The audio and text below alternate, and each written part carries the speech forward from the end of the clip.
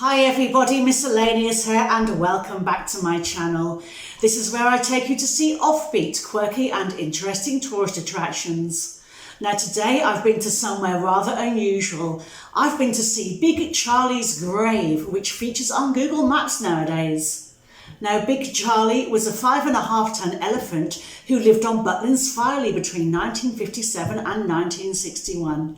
The campers loved him. Now sadly Butlin's Filey exists no more, but in its place there is Primrose Valley Holiday Camp and the Bay Holiday Camp, and Charlie is still there, buried. Do come and take a walk in my shoes and we'll find out exactly where he is. I'll also tell you a bit about him and about Butlin's Filey as well. Don't forget to give me a like, subscribe to my channel and do click on the notifications bell. I will see you in the video. Here I am at Primrose Valley's main entrance. Now during Butlin's Filey days this was the north entrance and was used for deliveries and by staff. Campers would enter and exit via the south entrance, which I will show you.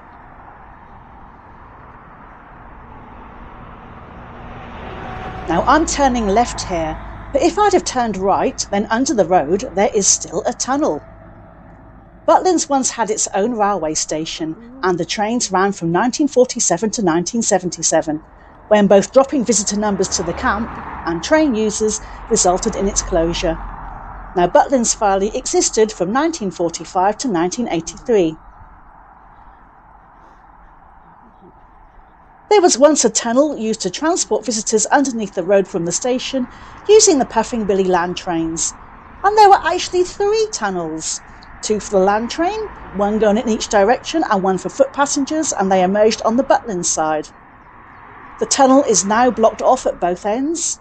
It was accessed for survey reasons at the beginning of 2023 and was found to be flooded.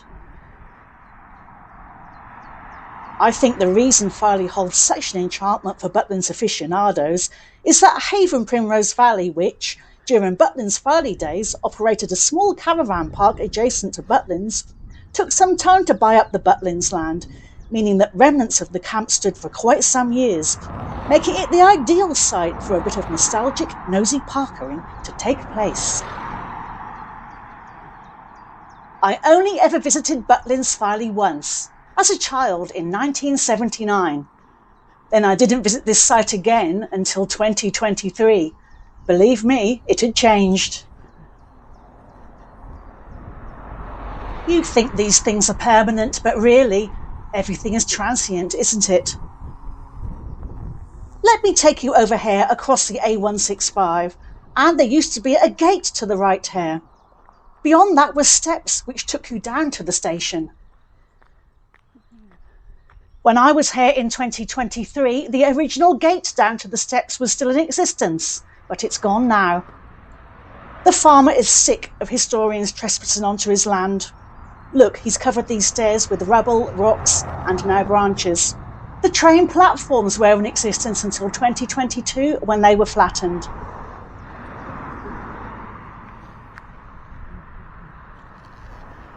I think he's missed a business opportunity. He could have opened the tunnel at his end. He could have kept the platforms and the steps and charged historians to enter his land.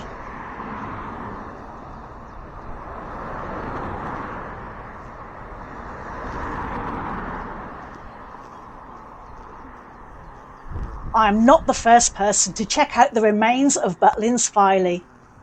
If you're interested, then do check out the vlogs put together by Adventure Me. They're a series of 3 vlogs and in it he superimposes photographs taken from Butlin's Filey days onto parts of Primrose Valley, so you get some idea of where things were. It's a fantastic series of videos. You also might want to check out the Facebook group Butlin's Filey Gone But Not Forgotten. There are some great videos on there and some photos as well.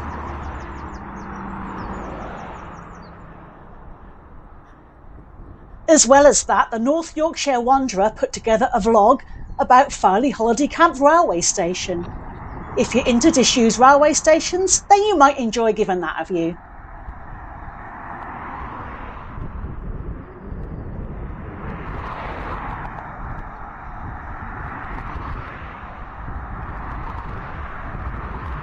Now, during Butlin's days, this house to the right, opposite the camp, was the entertainment manager's accommodation.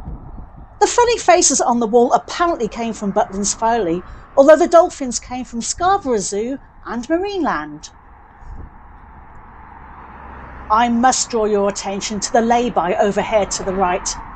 I remember our coach parking there in 1979. It was dark. It was between 8 and 8:30 at the end of August, and I do remember the lovely bright colourful flags flying overhead outside Butlin's. My father was rather irate. We'd missed our evening meal, which he had paid for. It was full board in those days and 3 meals a day, but our coach had been stuck at Newark for 2 3/4 hours, as the previous coach had caught fire underneath, and we had to wait for a replacement on a bank holiday weekend. My father was none too amused, but I remember walking through here. We picked our keys up, dumped our belongings in the chalet, then went along to get fish and chips. Do check out my blog, as there are lots of posts on there, including one about Butlin's Filey. In it I recount my memories from 1979, and I take you around Primrose Valley, showing you parts of the old camp that I found. I would have entered through here, the old south gate into Butlin's Filey. You see that tree over there to the right? That's an original tree, and during Butlin's Filey days it stood on the centre of a roundabout. You would have walked here to the right and over to reception to pick up your keys and find your chalet. During Butlin's Filey days, in front of us to the left sat the lake, with the swimming pools behind that, and over to the right you had buildings, plus the roller skating rink and fun fair, and green camp chalets behind that. Our chalet would have been somewhere in there, in 1979. It's a golf course now, so if you're going to go exploring, make sure that nobody hits you in the face with their balls. We're going to head back onto the main road now and walk towards the Bay holiday camp. Now the Bay takes up what was once the southern part of Butlin's Filey. Back to the reason for doing this video, and I'm hunting for the area where the stables and elephant house once sat. Between 1957 to 1961, the latter housed a Big Charlie, a 5.5 ton Asian elephant who was the largest elephant in captivity at the time. He'd resided at Butlin's Air, and here you can see him getting into his transportation truck when Billy Butlin decided to move him to Butlin's Filey. Billy Butlin thought he'd be a big hit with the campers, and he was. The children loved riding on his back, and everybody loved feeding him.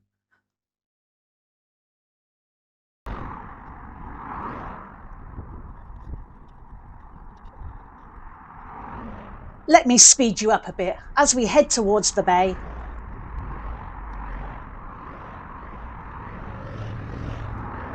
Now, Butlin's Filey was the largest of the Butlin's holiday camps, and it was Billy Butlin's favourite camp. He died 3 years before the Butlin's Filey camp closed. Had he been alive, would he have allowed it to close? I don't think he would. Yes, he was a businessman, but he would have found a way to make his favourite camp work. I do think that there's a real call nowadays for the kind of all-inclusive entertainment that Butlin's used to offer. I think by closing Butlin's Filey, they threw out the baby with the bathwater. What do you think? Do let me know in the comments. Now, the Bay is extremely pretty, but it's a very quiet holiday camp. I suppose it's nice if you just want to potter or spend your days on the beach, weather permitting, or maybe go out for the day to nearby Filey, Scarborough or Bridlington. We stayed at Primrose Valley and we went for days out. On both of the holiday camps, there is not that much to do during the day.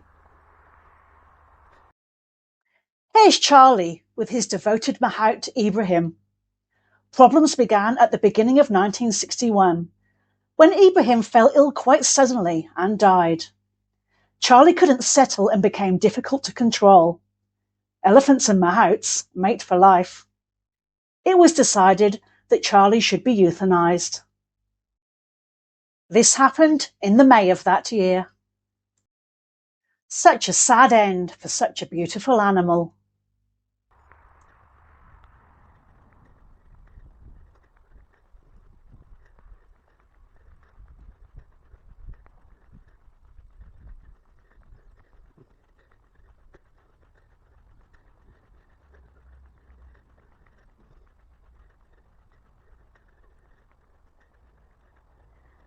Let me speed you up again.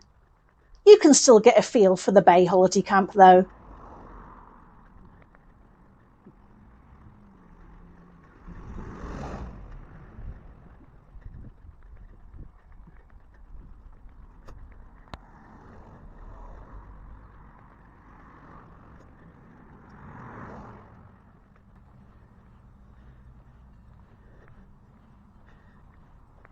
Let's just pause here and look down the road going away from us, across the road.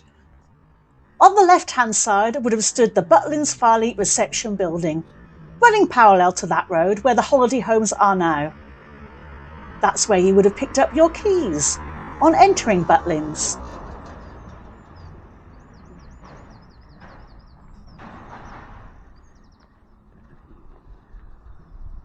It's where the fun would have begun.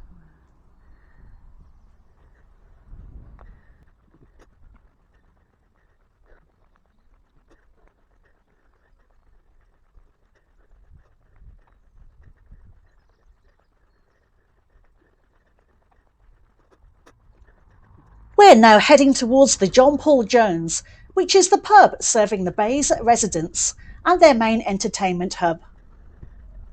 John Paul Jones was a Scottish-American naval commander associated with the Battle of Flamborough Head. He's not to be confused with John Paul Young, who sang "Love is in the Air." Apologies for my voice.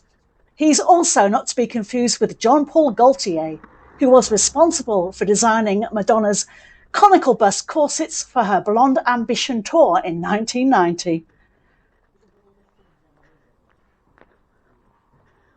To the right here used to be a plaque dedicated to Sir Billy Butlin and Butlin's Filey, the largest holiday camp in the world. The problem was, once the door was opened, it became obscured. It's not there at all now. That's because it's moved over here. It's the only recognition of what this great site once was, and I have to say, I find that quite sad. I took a wander through the little complex. The pub was closed and it said on the door that it wouldn't be opening until 4 p.m. I know it wasn't peak season, and I know it was midweek when we visited, but I found that a bit disappointing. The arcade was open though, as was the shop.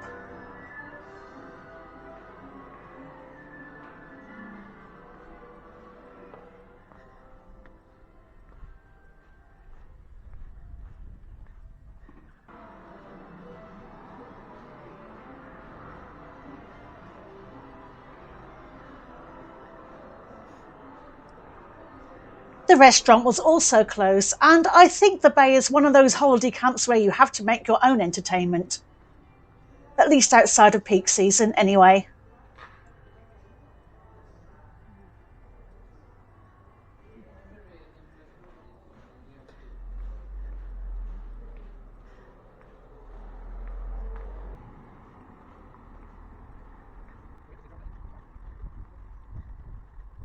Now we have a job to do, and the hunt for Big Charlie's grave continues. I'm walking back on myself here.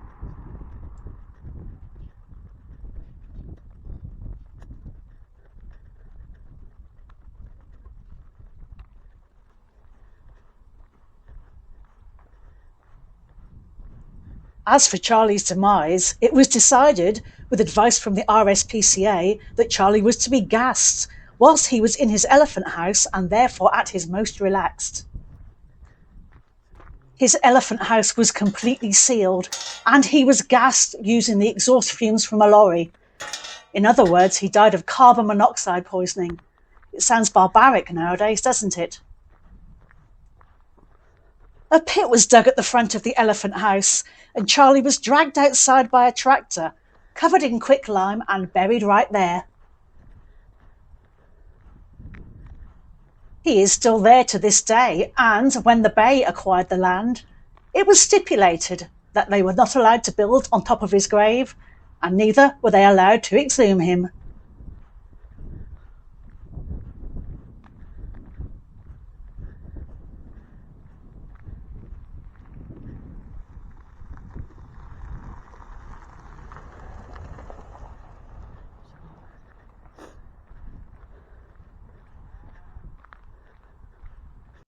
Big Charlie's grave now features on Google Maps. His exact location was identified by using overlay maps.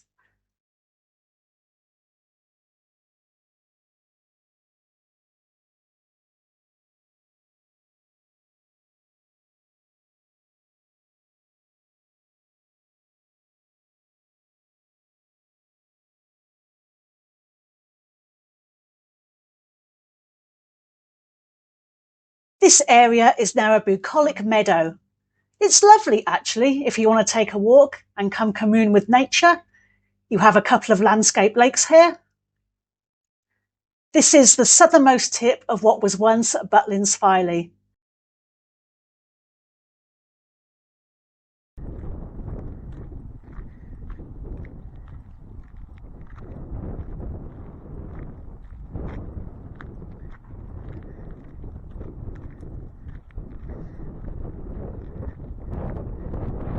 Charlie's elephant house was situated here between two stable blocks. Right up until Butlin's Filey's closure in 1983, you could come horse riding. I don't know which year the stables and elephant house got demolished. I have seen photographs from as late as 1989. If you know, please let me know in the comments.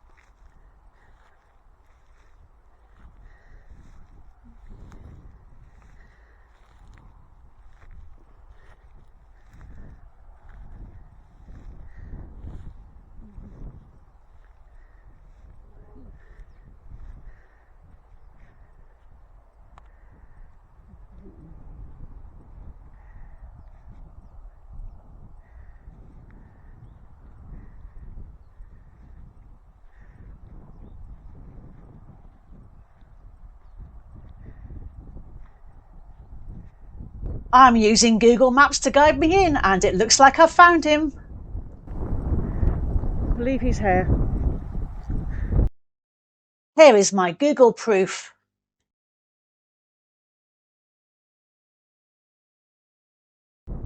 Let's take a couple of steps forward, and right here, underneath my feet, is the remains of a 5.5-ton elephant.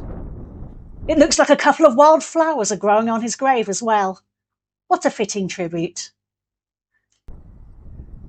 A very weird thing happened when I was leaving this area. I don't have it on film, but I swear to God that I heard the sound of an elephant's trumpet. It sounded just like this. I kid you not. It could have been a car horn, it could have been a radio, it could have been someone playing the trumpet. But I like to think it was Charlie, thanking me for taking the time to go and visit him. As I'm a shoe fetishist, I'll leave you with a shot of my sandals, which are probably not the best things to be wearing when you're trampling over lumpy grass, shrubs, and weeds. Thank you for watching, and I do hope you enjoyed the video. Don't forget to leave me a comment telling me what you thought and where you'd like me to go next. Also give me a like, subscribe to my channel and click on the notifications bell. Come see me soon for another miscellaneous adventure. Until next time, ta-ta for now.